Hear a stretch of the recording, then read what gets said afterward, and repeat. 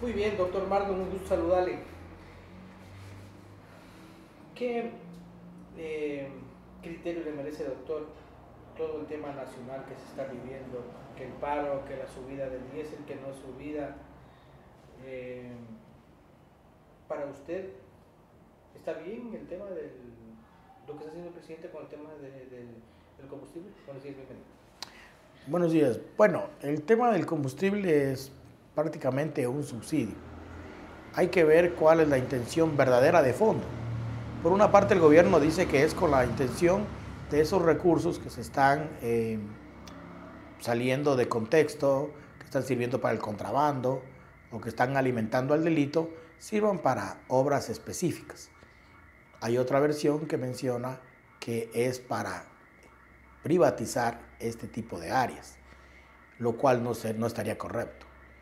Yo considero de que el pueblo, el país, soporte este tipo de medidas con la esperanza de que todo mejore. Y es en esa esperanza en donde está puesta el futuro de la presidencia de la República y del gobierno actual. Creo que esa esperanza tiene un término. Y ese término lo irá diciendo la gente en el transcurrir del tiempo. Doctor, sube el diésel o sube el combustible en general y automáticamente sube el tema de los alimentos, la canasta básica, cosa que de pronto no debería ser así porque sube un poquitito, ¿no? Pero en cambio acá en los alimentos sube de 25 a 50 y el doble. Bueno, se provoca lo que se llama la inflación, la devaluación de la moneda por el encarecimiento de los precios de consumo. Pero aquí lo que realmente importa es que haya futuro. Es decir, hago esta medida, pero ¿para qué me sirve? En el futuro, ¿cuál es el horizonte que se va a tomar? Lamentablemente, en ese tema, el gobierno no tiene vocerías. El gobierno, yo no podría opinar de temas económicos. Y hace falta voceros, gente involucrada al gobierno, asesores que especifiquen en dónde vamos a estar. Por ejemplo, Milei. Milei en Argentina estableció una hoja de ruta e incluso un año anterior les manifestaba cómo iba a estar el país, qué iba a pasar y ese tipo de situaciones. Creo que esa falta de información, de no saber a dónde vamos, qué vamos a hacer, puede pasarle factura al gobierno en pocos meses, con el nivel de aceptación. Por el momento, la gente está soportando este tipo de medidas como soportó el 15% de IVA, pero la pregunta es, ¿hasta cuándo? ¿Dónde vamos a tener resultados? ¿Cuál es el objetivo?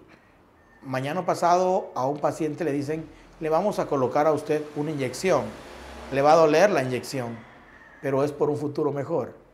Estamos recibiendo inyecciones y es para un futuro mejor o es que en realidad no vamos a tener una luz al final del túnel. Eso para mí es lo más importante de preocuparnos en este momento, es cuál es el futuro mediato e inmediato de todas las medidas que toma el gobierno. Porque por el momento yo siento una solidaridad a nivel nacional en decir, bueno, vamos a apoyarle. La pregunta es, ¿hasta cuándo y cuándo vamos a tener el resultado de ese apoyo? Doctor, el paro. ¿Usted cree que de pronto hay información falsa que es aprovechada de pronto por la estrategia política que circula dentro de este tema, que los hacen ver como que si hubiera vandalismo dentro de este paro, que los indígenas están atacando, que incluso ya hubo un fallecido? ¿El trasfondo de esto? A ver, yo en primer lugar no estoy de acuerdo en la violencia y ningún tipo de violencia. Creo que la violencia trae más violencia. Por otro lado, existe el derecho a la resistencia por medio de la Constitución, lo cual no hay que confundirlo, derecho de resistencia, con derecho a destruir todo. Está prohibido cerrar las vías, está prohibido cerrar los servicios básicos por la Constitución. Constitución que viene y que la quieren cambiar. Pero considero de que no se los puede tildar a estos grupos de resistencia indígena como vandalismo. Y si existe vandalismo de tal o cual persona, existen los modos y los medios para detenerlos y para prohibirles dichos procedimientos. Para eso existe el enjuiciamiento civil. Pero querer poner a todos como que son terroristas o cosas por el estilo, creo que es un ridículo. Si es que dentro de esas manifestaciones existen infiltrados, existen gente o de la política que quieren valerse para crear el caos y destabilizar un gobierno, pues simplemente el gobierno tiene inteligencia militar, tiene inteligencia policial, actúen, procesen y detengan. Y eso es todo. No creo que se debe manifestar de forma general que todos son terroristas o cosas por el estilo. Considero que el término terrorista está mal utilizado en este aspecto. Por otro lado, considero, y vuelvo y repito, el tema es por la falta de información de voceros del gobierno, como el problema que tuvieron cuando pusieron carteles a los de la Corte Constitucional. Para mí un ridículo de toda naturaleza. Pero ¿quién sale a explicar eso? ¿Quién sale? Así como no explicaban las reformas jurídicas, que fue por varias ocasiones, tumbadas por la Corte Constitucional, no de gana, sino porque en realidad no respetaban el debido proceso y no respetaban las normas constitucionales de un país, en un país democrático. Por esa situación se caían ese tipo de normas y ese tipo de reformas que pretendían hacer. Pero el problema era que ningún jurista, asesor del gobierno, salía a explicar por qué lo hacían. Una corriente amplia del país, diferentes juristas a nivel constitucional, manifestaban el descontento y lo que hicieron fue tratar de ridicularizarlos, decirles, el mismo presidente salió con un spot mandándolo a leer a uno que fue presidente de la Corte Interamericana de Derechos Humanos, al doctor Salgado, lo cual yo decía, es un despropósito, o sea, algo está mal aquí. ¿Por qué no salen mejor los asesores del presidente a explicar por qué sí? Porque a mí mucha gente jurista que no es correísta, que no es político partidista del gobierno contrario, que al contrario, apoyan el gobierno actual, manifestaban que no era jurídico. Y sin embargo, a pesar de eso, nadie salió a decir si está correcto lo que hace el gobierno. Nadie salió a aclarar, al punto que nadie conoce los asesores del presidente. Entonces, si sale una corriente de juristas a decir que eso jurídicamente no procede, ¿por qué no sale la corriente de asesores del presidente a desmentir tal situación? Y todo lo llevamos al populismo penal, al populismo jurídico, al tratar de desmerecer al otro, al tratar de tildarlo al otro que no quiere un cambio para el país y cosas por el estilo. Doctor, entonces ahí estamos mal. Doctor, ahí quiero puntualizar algo. El asesor debe ser visible o invisible. Al momento que el asesor es visible, ¿no le quita el liderazgo al político? Hay que diferenciar entre asesor político y asesor jurídico. El asesor jurídico debe dar una explicación del por qué una reforma jurídica. El asesor político es un tema de imagen, porque el presidente es político, lo puede hacer, pero una reforma jurídica, el presidente cometería un error tratando de explicarla. Deben ser voceros jurídicos que justifiquen aquello.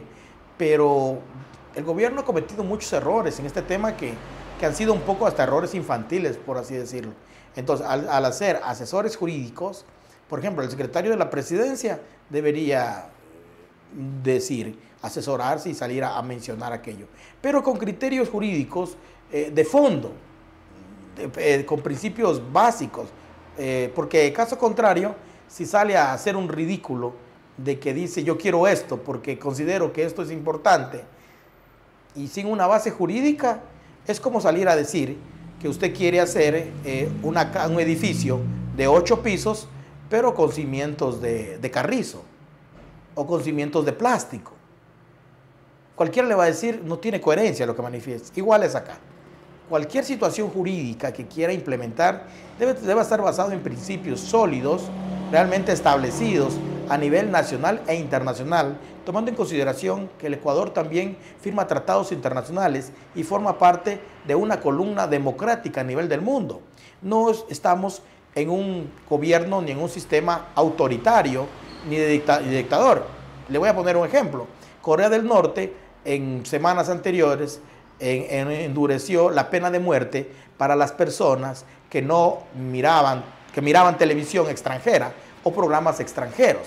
Pero estamos ante un sistema dictatorial, no estamos ante un sistema demócrata. Lo que tenemos que entender es que estamos en la construcción de una democracia.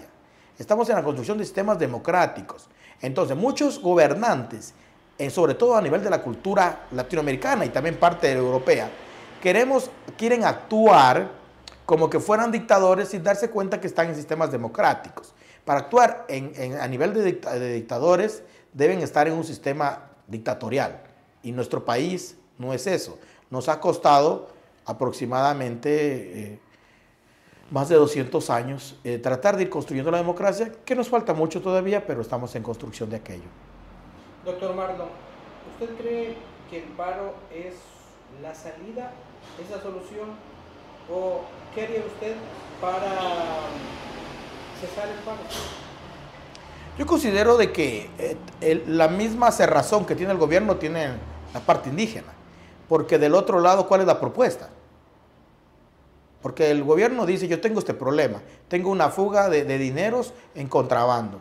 ¿Cuál es la solución de ustedes para controlar ese contrabando? Poner más militares, utilizar fuerza pública, invertir en más jueces, más fiscales para controlar las fronteras, o subir el combustible. Ahora, el gobierno le está dando una solución.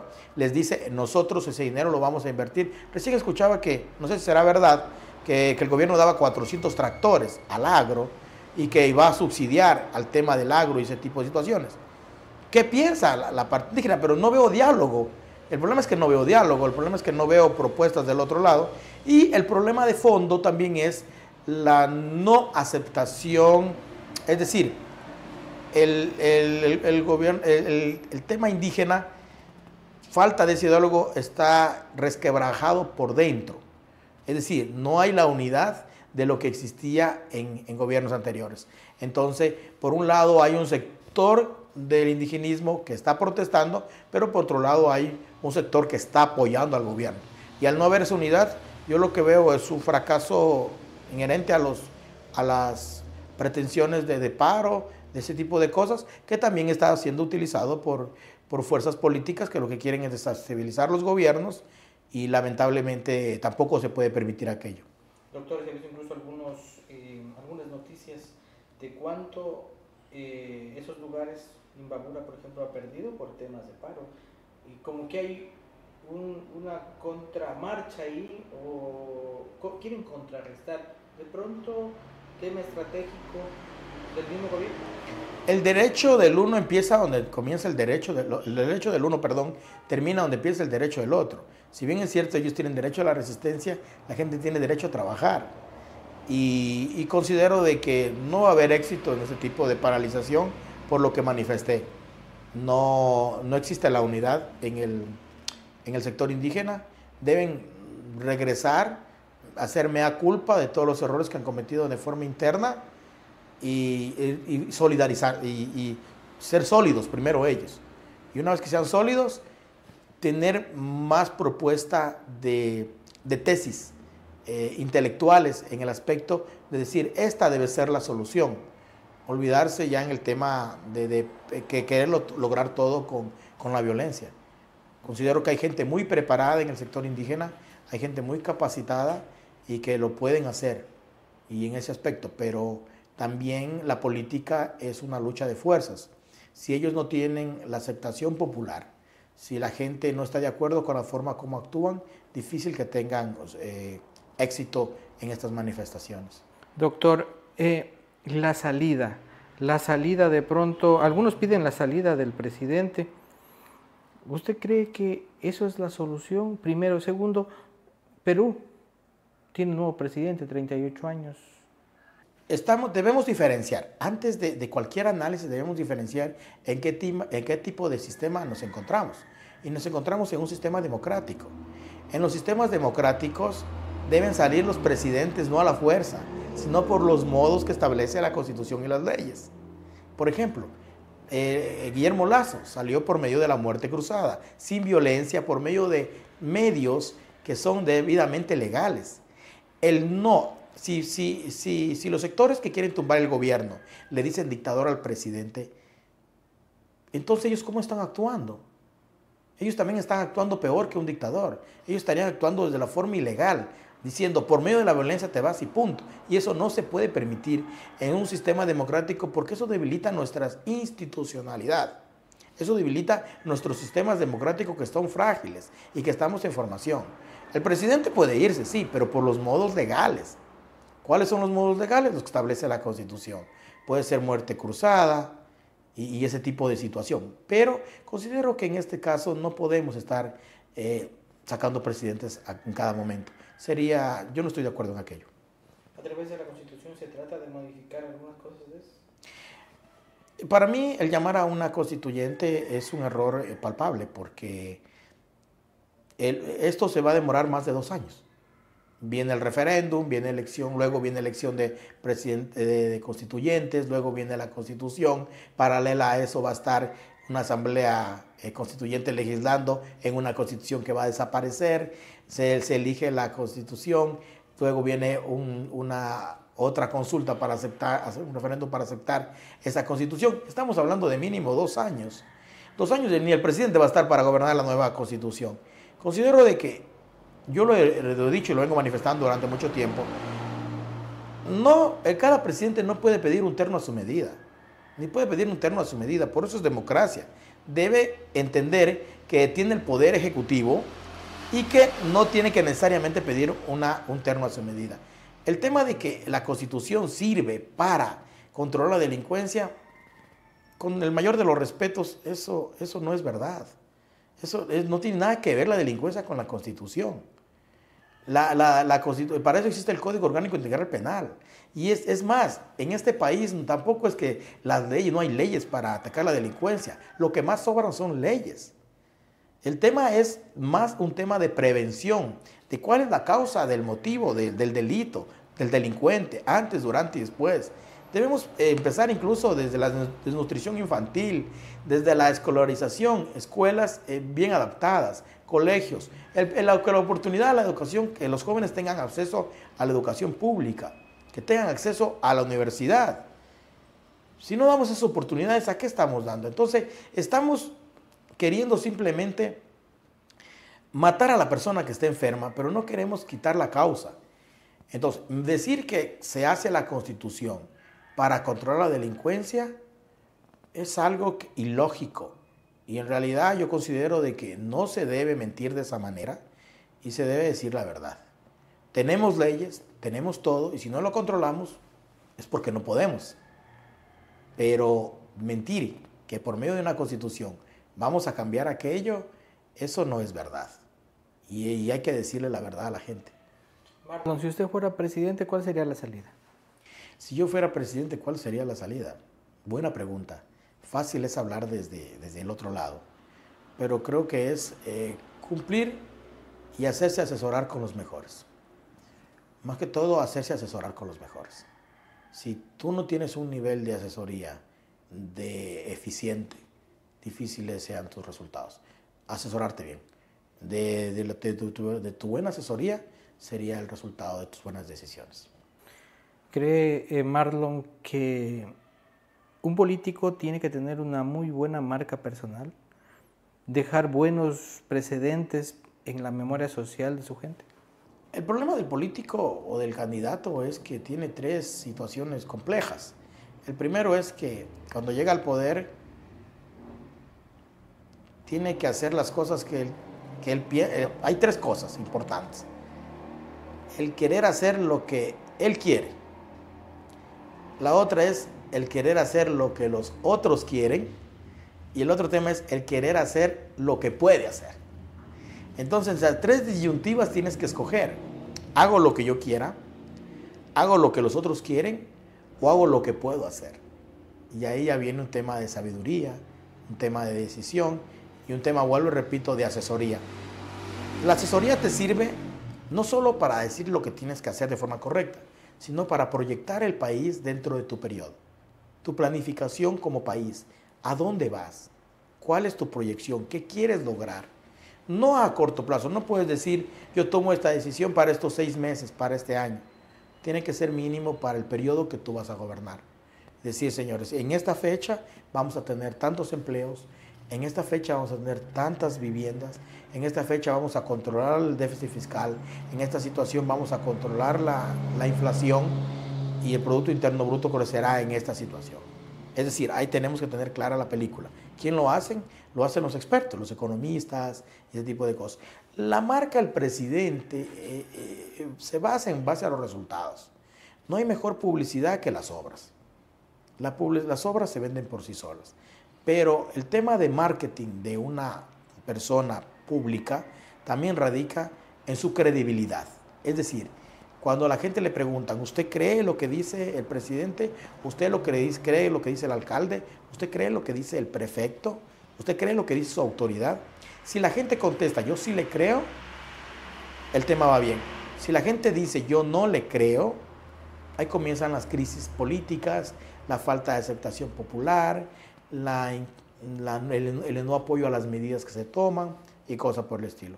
Yo considero que la gente ha soportado bastante, quiere que le vaya bien al gobierno, estoy seguro que quiere que le vaya bien al gobierno. Venimos de un cortes de energía eléctrica por horas y ese aspecto. Yo sigo insistiendo que el equipo del presidente debe ser extremadamente competente.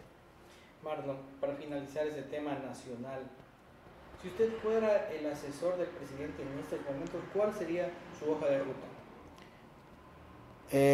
Proyectar el país. ¿A dónde lo quiere dejar?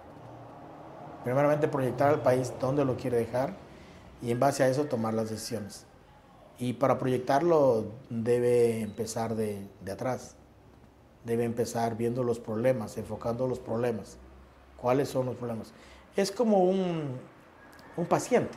Cuando un paciente llega, le puede llegar con temperatura. Y usted coge y le da píldoras para la fiebre. Pero le va a pasar por unas horas, pero le va a volver la fiebre, porque usted no ha curado la infección.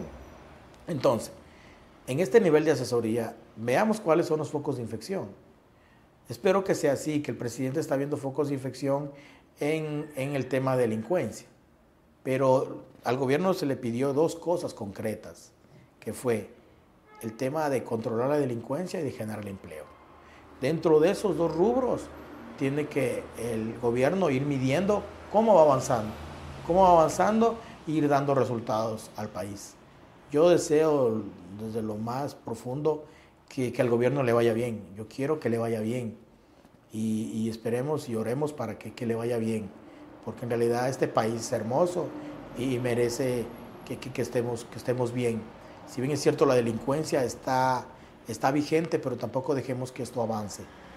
Y hay países que están en guerra en este momento. No esperemos llegar a una guerra para reaccionar. Finalmente, ¿cuál sería su mensaje a la sociedad ecuatoriana?